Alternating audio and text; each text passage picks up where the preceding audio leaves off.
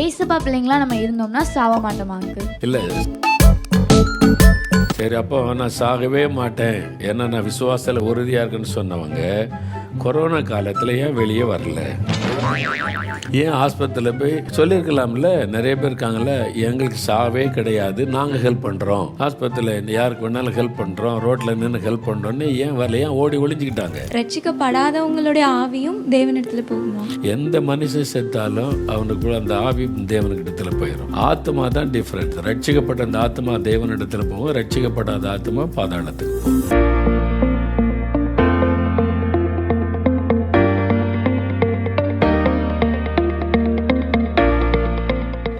ரீசெண்டாக ஒரு டாபிக் கேள்விப்பட்டோம், சாவாமை அப்படின்னு சொல்லிட்டு ஒரு டாபிக் கேள்விப்பட்டோம். அது எனக்கு மட்டும் இல்லை, என் ஃப்ரெண்ட்ஸுக்குமே ரொம்ப குழப்பம் உண்டாயிடுச்சு. ஏசப்பா பிள்ளைங்களா நம்ம இருந்தோம்னா சாவ மாட்டோமா அங்கிள்? இல்லை, சாக மாட்டேன்னு அவங்க என்ன பேசிக்கில் சொல்கிறாங்க? அவங்க ஆண்டவருக்குள்ளே இருந்தால் நம்ம சாக மாட்டோம், நீங்கள் மரித்தாலும் பிழைப்பீர்கள் அப்படிங்கிற வசனத்தை வச்சு அதை வச்சு நம்ம சொல்லும்போது எங்களுக்கு கொஞ்சம் குழம்புது. எங்களால் எது உண்மை அப்படின்னு சொல்லிட்டு அறிஞ்சிக்கொள்ள முடியாது. இந்த உலகத்தில் உயிர் போனாலும் சரீரம் தான் மறிச்சு போகுது, ஆனால் உயிரோடு தானே இருக்கிறோம். எங்கே இருக்கிறோம்? இடம் வேறு, பரலோகத்தில் இயேசுவோடு இருக்கிறோம். அதில் எந்த சந்தேகம் நமக்கு இல்லையே. என்ன அவங்க போதனை கொடுக்குறாங்க? நீ நினச்சாதான் சாக முடியும், மரணம் உன் கையில் தான் இருக்குது, அதனால நீ சாக மாட்ட, நீயா நினச்சி செத்துப்போன்னு சொன்னால் தான் சாக முடியும். சரி அப்போ நான் சாகவே மாட்டேன் ஏன்னா நான் விசுவாசத்தில் உறுதியாக இருக்குன்னு சொன்னவங்க கொரோனா காலத்தில் ஏன் வெளியே வரல? ஏன் ஆஸ்பத்திரியில் போய் சொல்லியிருக்கலாம்ல? நிறைய பேர் இருக்காங்கல்ல, எங்களுக்கு சாவே கிடையாது, நாங்கள் ஹெல்ப் பண்ணுறோம், ஆஸ்பத்திரியில் யாருக்கு வேணாலும் ஹெல்ப் பண்ணுறோம், ரோட்டில் நின்று ஹெல்ப் பண்ணுறோன்னு ஏன் வரல? ஏன் ஓடி ஒளிஞ்சிக்கிட்டாங்க? கேள்வி கேட்கணும்ல. நீங்கள் மேடையில் பேசுவாங்க, இது பிசாசின் உபதேசம், நல்லா அறிந்து கொள்ளுங்கள். நீங்கள் ஆதியாகமம் 3 அதிகாரம் எடுங்க.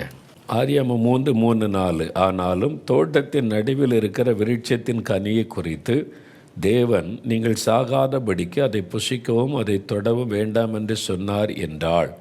அப்பொழுது சர்ப்பம் ஸ்திரியை நோக்கி, நீங்கள் சாகவே சாவதில்லை. சாத்தானுடைய முதல் உபதேசமே என்னதான்? நீ சாக மாட்ட. எதுக்கு கடவுள் சொன்னா நீ நம்பிக்கிட்டு இருக்கிற? செத்து போயிடுவ, நீ சாகவே மாட்டேன். நீ இதான் பிசாசுடைய முதல் உபதேசமே, நீ சாக மாட்டேன்னு. அது இப்போ திரும்பவும் வருகிறது. பழைய பாம்பாகிய வலு சர்ப்பம், அந்த வலு சர்ப்பத்தின் போதனை வருகிறாரு. நீ நினச்சாதான் சாகலாம், அப்படி கிடையாது. நம்ம அந்த வசனத்தை விசுவாசிக்கிறோம். நல்லா பாருங்கள், யோவான் 11ஆம் அதிகாரம் 25-26 வசனம் பாருங்கள். யோவான் 11:26. இயேசு அவளை நோக்கி, ஆண்டவர் சொல்ல, நானே உயிர்த்தெழுதலும் ஜீவனமாக இருக்கிறேன், என்னை விசுவாசிக்கிறவன் மரித்தாலும் உயிரோடு இருந்து என்னை விசுவாசிக்கிறவனும் என்றென்றைக்கும் மறியாமலும் இருப்பான், இதை விசுவாசிக்கிறாயா என்றார். மார்த்தாள்கிட்ட ஆண்டவர் பேசும்போது சொல்கிறார். இதை வச்சு தான் அவங்க உபதேசம் பண்ணுறாங்க, அப்படி தானே?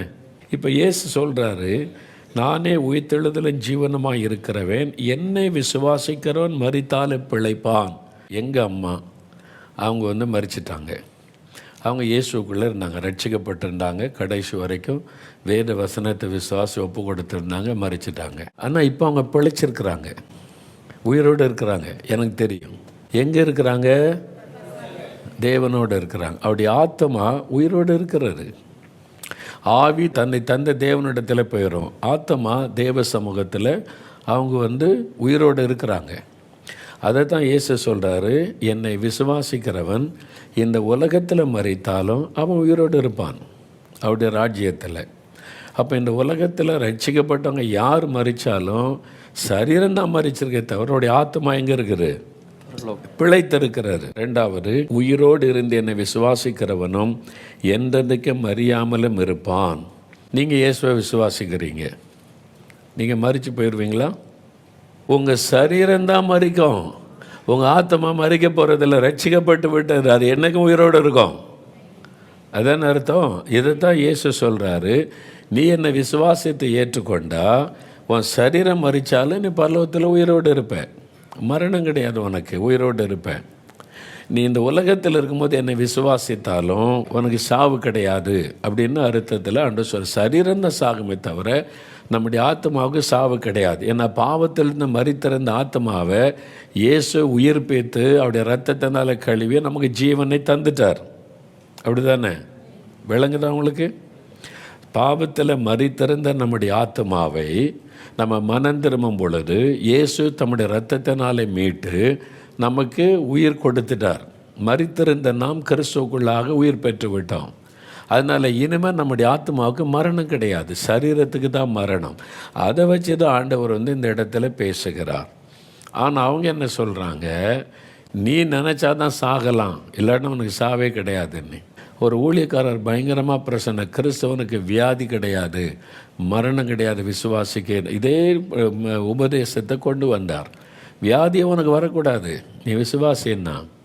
ஏசு என்ன வியாதிப்பட்டுக்கிட்ட இருந்தார், அப்போ உனக்கு வியாதி கிடையாது, உனக்கு மரணம் கிடையாது, நீ நினச்சாதான் அப்படின்ற மாதிரி உபதேசத்தோட பயங்கரமான கூட்டம், பயங்கரமான ஒரு முழக்கம் எல்லாமே இருந்தது. திடீர்னு அவர் வியாதிப்பட்டார். வியாதிப்பட்டு மூளைக்குள்ளே கட்டி மரணப்படுக்கை சாக கிடந்தார். அவங்க சபையாரெல்லாம் அந்த போதனையில் சபையாரெலாம் வளர்த்ததுனால இப்போ அவங்களுக்கு என்ன வெளியே சொல்கிறதுக்கு வைக்கும். வியாதி வரக்கூடாதுன்னு பேசினாலும் வியாதி படுக்கையில் கிடக்கிறாரு.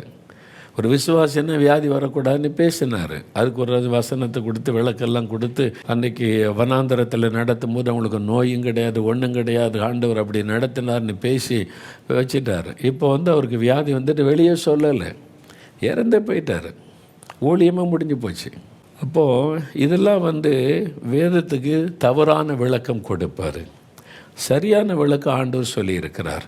நம்ம இப்போ பாவத்தில் மரித்திருந்த உங்களுடைய ஆத்மாவை இயேசு உயிர்ப்பித்திருக்கிறார். இப்போ உங்களுக்குள்ள யார் இருக்கிறா? இயேசு. உங்களுடைய ஆத்மா மரிச்சிருக்கா, உயிரோடு இருக்கா? இன்னமும் உங்கள் ஆத்மா மரிக்குமா? சரீரம் தான் மரிக்கும். அதை தான் ஆண்டவர் சொல்கிறாரு, உனக்கு மரணம் கிடையாதுப்பா, நீ சரீரம் மரித்து விழுந்தால் உன் ஆத்மா என் சமூகத்தில் வரும், அது உயிரோடு இருக்கும். இருக்கிற இடம்தான் வேறு. அந்த அர்த்தத்தில் தான் இயேசு இங்கே சொல்லுகிறார்.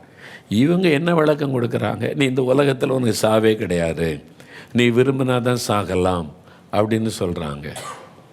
அதனால் அது தவறான உபதேசம். இது தான் சாத்தானுடைய உபதேசம். பாருங்கள், இன்னொரு வசனம் பாருங்கள், ஆதியாகமம் 3ஆம் அதிகாரம் 5வது வசனம் பாருங்கள். நீங்கள் இதை புசிக்கும் நாளிலே உங்கள் கண்கள் திறக்கப்படும் என்றும் நீங்கள் நன்மை தீமை அறிந்து தேவர்களைப் போல இருப்பீர்கள் என்று தேவன் அறிவார். நீங்கள் யார் மாதிரி மாறிடுவீங்க? தேவர்களைப் போல. நீ தான் கடவுள்.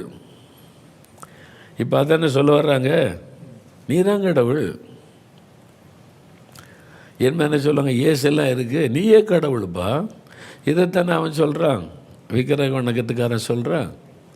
என்ன அவன் தான் சொல்ல, உனக்குள்ள நீ தான் கடவுள்ன்றான். இதுதான் பிசாசு உபதேசம். பிசாசாக தான் சொல்கிறான், நீ தான் தேவன், நீ கடவுள். இது புசி, நீ கடவுளாகிடலாம். நீ இருக்கு கடவுளை தேடிட்டு இருக்க, நீ தான் தேவன். அந்த உபதேசம் தான் சொல்கிறான். 2 உபதேசமுமே சாத்தானிடத்திலிருந்து வந்தது.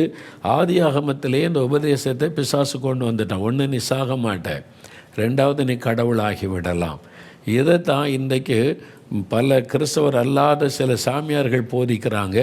இதை இன்றைக்கி பைபிளை வச்சுக்கிட்டு சிலர் போதிக்கிறாங்க, மக்களை அட்ராக்ட் பண்ணுறதுக்காக. இது சாத்தானுடைய உபதேசம். அதனால் கடைசி காலத்தில் நம்ம கவனமாக இருக்க வேண்டும். எந்த நேரத்தில் மரணம் சந்திக்கலாம். மரணத்தை கண்டு எனக்கு பயம் இல்லை, மரணமே உன் கூர் எங்கே. அதுதான் ஆண்டவர் நம்ம கொடுத்திருக்கிற ஒரு வெற்றி. அல்லேலூயா, அல்லேலூயா. அதில் தான் கவனம் செலுத்தினது. சாக மாட்டேன் அப்படின்லாம் சொல்லிகிட்டு இருக்க முடியாது. அப்படி சொன்னவங்களாம் செத்து போயிட்டாங்க. ஊழியக்காரங்களே, சாவு கிடையாது, வியாதி கிடையாது அப்படின்னு முழங்கினவங்க, திரள் கூட்டத்தை மட்டும் மக்களை அட்ராக்ட் பண்ணவங்கெல்லாம் இன்றைக்கி இல்லை. என் கண் முன்னால் நான் பார்த்துருக்குறேன். ப்ராக்டிக்கல் ஆண்டவருடைய உபதேசம். இதில் ஏதாவது சந்தேகம் இருக்குதா கேளுங்க.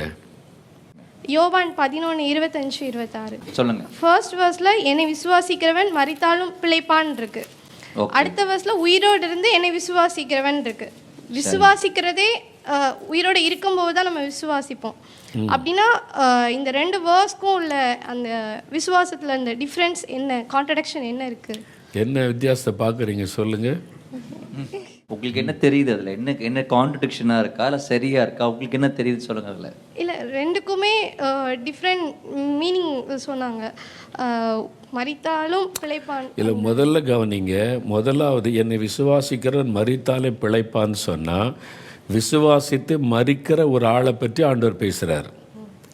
முதல் கான்செப்டில் முதல் வசனத்தில் என்னை விசுவாசிக்கிறவன் மரித்தாலும் பிழைப்பான்னா, ஒரு ஆள் மரிக்கிறான்னு வைத்துக்கொள்ளுங்க, அவன் விசுவாசித்தவனாக இருந்தால் அவன் பிழைச்சிருப்பான், இந்த பூமியில் இல்லை பரலோகத்தில் பிழைத்திருப்பான். அதே விதமாக உயிரோடு இருந்து என்னை நம்ம உயிரோடு இருக்கிறோம், சாகலை, சாகாமல் இருந்து என்னை விசுவாசிக்கிறவன் என்றென்றைக்கும் மறியாமலும் இருப்பான். அப்போ அவனுக்கு மரணம் கிடையாது.